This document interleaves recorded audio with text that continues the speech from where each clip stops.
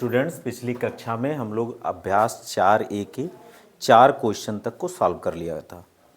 आज की इस कक्षा में आगे के बचे हुए 2 क्वेश्चन को सॉल्व करेंगे, जिसमें क्वेश्चन नंबर 5 कहता है कि 4 सेंटीमीटर का एक रेखाखंड PQ खींचिए। क्या खींचना है?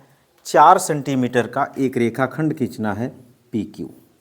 तो हम लोग स्केल की सहायता से 0 पर एक पॉइंट मार्क करेंगे पेंसिल से और 4 सेंटीमीटर की दूरी पर एक पॉइंट मार्क करेंगे जिसका नाम क्या होगा? Q होगा। स्केल लगा करके पेंसिल से PQ को मिला देंगे। ये एक PQ रेखा हो गई जो 4 सेंटीमीटर लंबाई की हो गई। फिर प्रश्न ये कहता है कि आप इसका लंबार्धक खींचिए।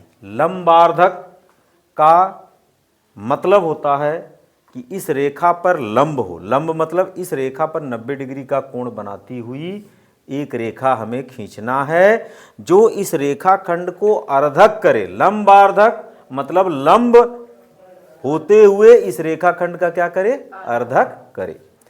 तो इसका मतलब ये हुआ कि वही चीज समद्विभाजक है, क्योंकि लंबार्धक ही समद्विभाजक क्यों है? क्योंकि जब हम समद्विभाजक खींचते थे तो वो इस रेखा पर लंब होता था और साथ ही साथ इसको 2 बराबर भागों में बांटता है। तो लंबार्धक का मतलब यह हुआ कि हमें इस रेखाखंड का क्या करना है? समद्विभाजक खींचना है। अब इस रेखाखंड का अगर समद्विभाजक खींचना है तो हमें करना क्या होगा?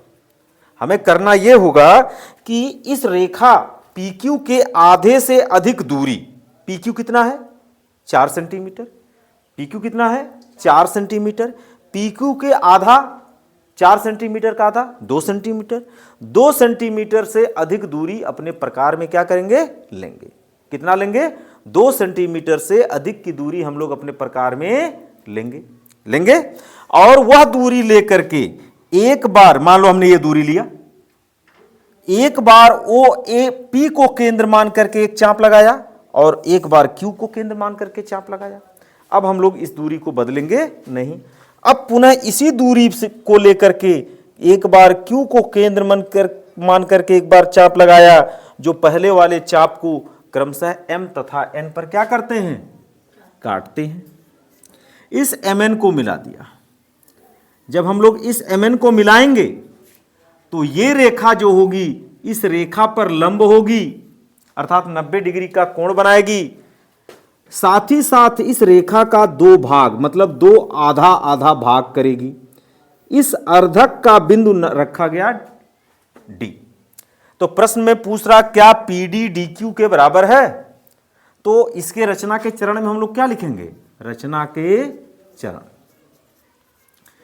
के चरण में हम लोग लिखेंगे, पहला 4 सेंटीमीटर का रेखाखंड PQ बराबर 4 सेंटीमीटर का एक रेखाखंड खींचा।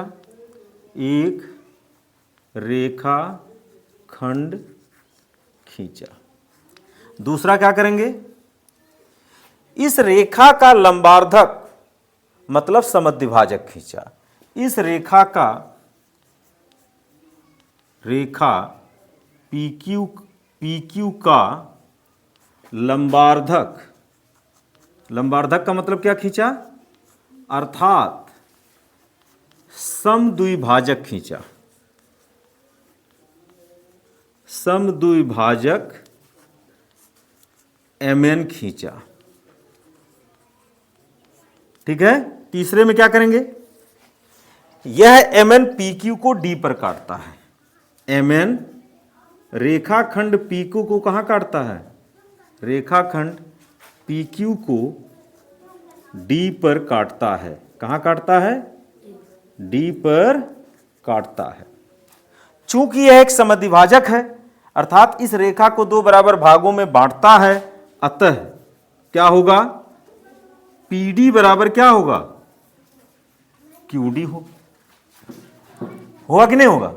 फिर प्रश्न में कहता है कि प्रकार में DP के बराबर दूरी लीजिए और एक वृत्त खींचिए और बताइए क्या वह P और Q से होकर के जाता है। तो चलिए प्रकार में हम लोग क्या करेंगे?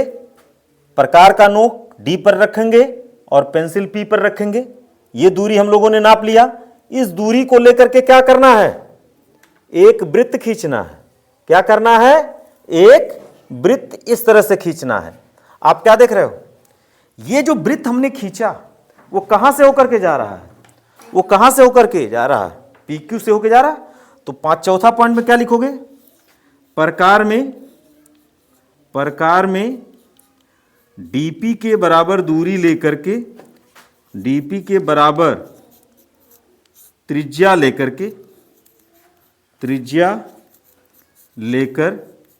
D को केंद्र मानते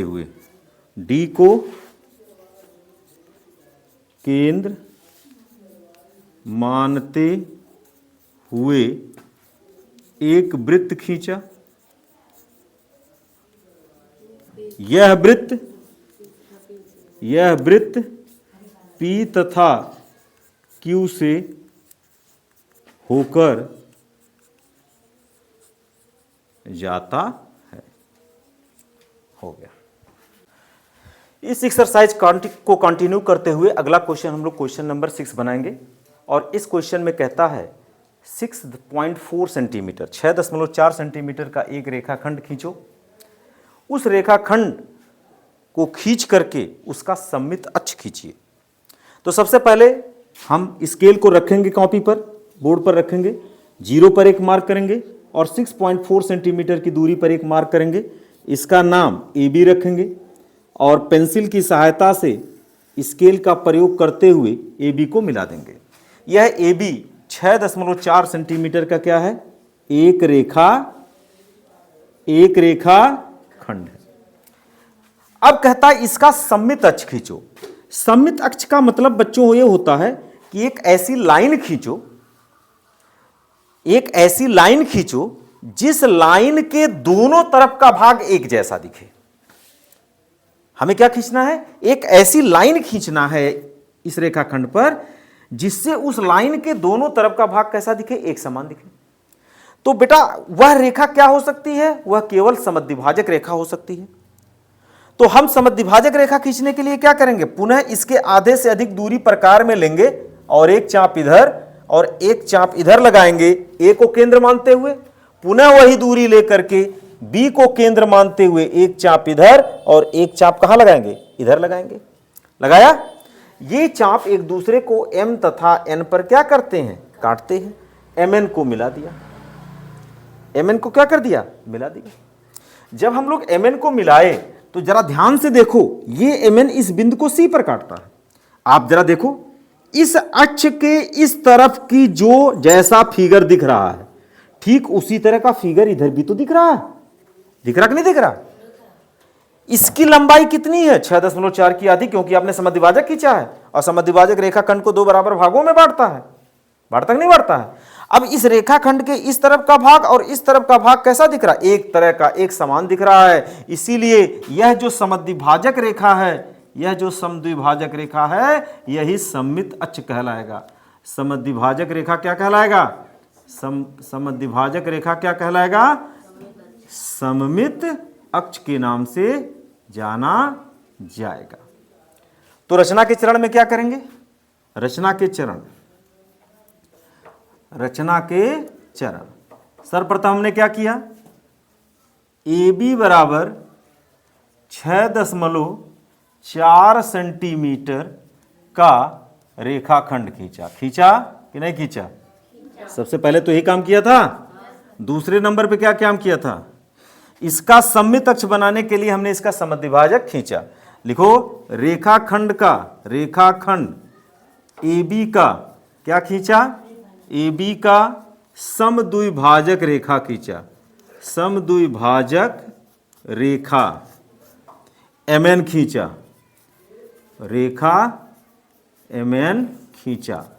तीसरे में क्या होगा, यह समद्विभाजक रेखा, यह समद्विभाजक रेखा AB को C पर काटता है, ठीक है। C पर काटता है कि AC बराबर क्या होता है, BC। चूंकि AC और BC बराबर है, लिखोगे चौथा, चूंकि रेखा MN के दोनों ओर रेखा AB का भाग समान दिख रहा है, AB का भाग समान दिखता है, समान है, अतः रेखा AB, अतः रेखा AB रेखा MN क्या होगा, सममित अक्ष भी कहलाएगा, सममित अक्ष भी होगा। ओके।